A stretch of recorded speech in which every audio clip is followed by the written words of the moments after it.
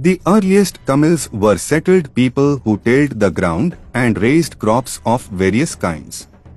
The ancient Tamil society from time immemorial was comprised of different sets of people involved in different occupations.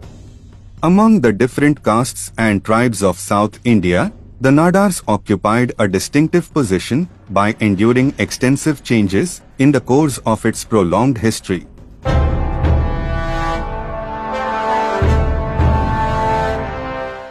The Nadars were known for their traits called Santranmai, that is, nobility, because they were capable of controlling various prospects and pursuits of life in a noble and acknowledgeable way. The Nadars were originally known as Santror. Through etymological corruption, Santror became Shanar. The Sangam literature finds plenty of references to the term Santror. There are certain references to Santror in Tolkappiyam, the earliest Tamil grammatical exposition. Pathitrupathu refers to the Santror as a warlike tribe. Subsequently, Purananuru mentions the Santror, who came in chariots. There are innumerable chances for considering Nadars as Santror, though it was corrupted into Shanar in a colloquial form. Besides the textual evidence, the inscriptions also shed light on the antiquity of the Nadars. The Nadars were people who helped the Jews when they came and settled in the Chera country. Kollam Syrian copper plates also mention Shanar. The terminological similarities point to the fact that the Santror or Santrar are the ancestors of the Shanar. The Shanars were a group of people from a particular community with subdivisions. All of them were generally known by a common term called Nadars.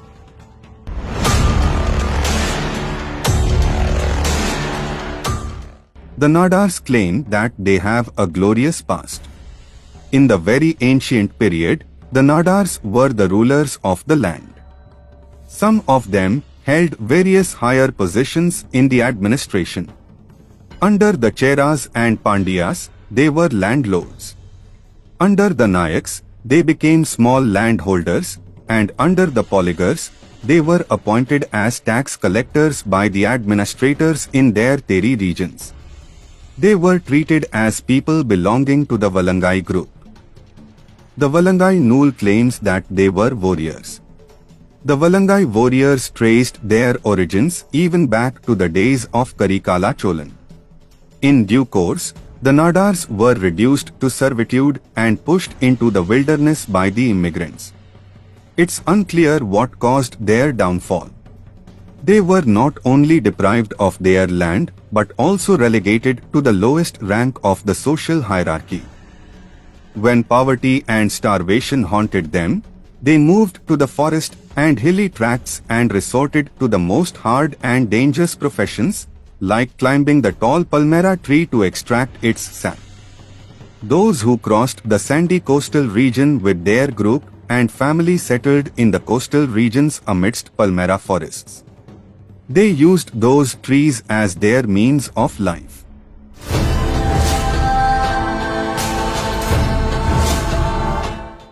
Palmera climbing became an important occupation of the Nadars during their downward march from the Chola region to the southern Pandya region. Palmera climbing is an occupation centered on economic and commercial pursuits. Nadars of the sandy coastal Teri regions, known for Palmera forests, are associated with Palmera climbing. The availability of Palmera forests assisted the Nadars in utilizing them for their trade, economic purposes, and prospects. As the Palmera has 800 types of uses, the Nadars have a full-fledged life associated with it. The Nadars utilized all the parts of the tree effectively because they were aware of the utility value of the different parts of the Palmera tree, from root to fruit. Toddy tapping for the production of an intoxicating liquor called Kallu was a common occupation carried out by the people who inhabited the sandy Teri regions. Most of them were engaged in toddy tapping and jaggery making. The Palmera climbers, called Panayaris, were treated as an occupational group. Till the middle of the 19th century, there was no possibility for the Nadars to make progress. The rigid caste system and social structure did not give them any freedom in society. The Travancore princely state pushed them into the dungeon of slavery and considered them a polluted class. Even the government imposed heavy taxes and suppressed them. Also, the government exploited them by imposing forced labor. This kind of free service was called ulium. Around 1822, there were a series of communal riots between the Nadars and Nayas. Earlier in 1895, when Nadars struggled for their right to access the temples of Kamuthi, there were riots in Kalugumalai, followed by a series of communal disturbances that occurred in Shivakasi in 1899. Revolt was generally defensive, socially liberal, and forward-looking, more concerned with restoring what they had lost of a golden past.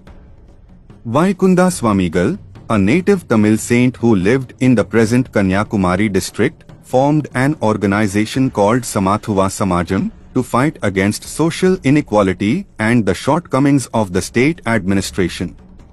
He tried to introduce purity and simplicity in worshipping God. Even then, he inspired the Nadar community through his works, Akilathirattu and Arulnul against social evils. Long before the genesis of popular socio-religious reform movements, Vaikunda Swamigal gave the clarion call to the oppressed communities to liberate themselves from the clutches of the caste Hindus. Tirukural inspired him about equality and the art of good government. The work of Vaikunda Swamigal and his movement for the upliftment of the Nadar community were praiseworthy.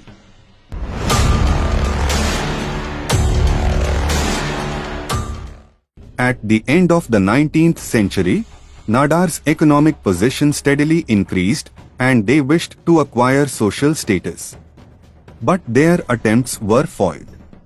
They realized that they should be organized into an association. The collective efforts of an organization would be stronger than individual efforts. This resulted in the formation of the Nadar Mahajana Sangam in 1910. The first Nadar Sangam conference held at Poriyar expressed their loyalty and devotion to the Emperor of England, Edward. In the succeeding conferences of Nadar Sangam, resolutions were passed demanding the representation of the Nadar community in the Madras Legislative Council. Following the government's order regarding the census, Sangam's Executive Council decided to request that the government adopt the term Nadar instead of Shanars for use in all government records. The main aim of Nadar Sangam is to encourage and help all endeavors for the spread of education and enlightenment among the people. The idea of a scholarship program was developed rapidly in the history of Nadar Sangam. The Nadars, who engaged in trade and commerce, built Petai for the betterment of their economic prospects. As there was no safety on the roads for the traders during those days, they constructed Petais on the trade routes, where they could stay with their carts and bullocks. The rapid and frequent movement of goods from one place to another involved the engagement of a large number of carts and bullocks, besides the construction of new Petais. In the beginning, trade was carried out mainly on jaggery, fish and salt. Then they started trading in tobacco, cotton and groceries. They went to the extent of starting a bank called Nadar Bank for their financial needs. Today, the Nadars were one of the most enterprising communities in South India.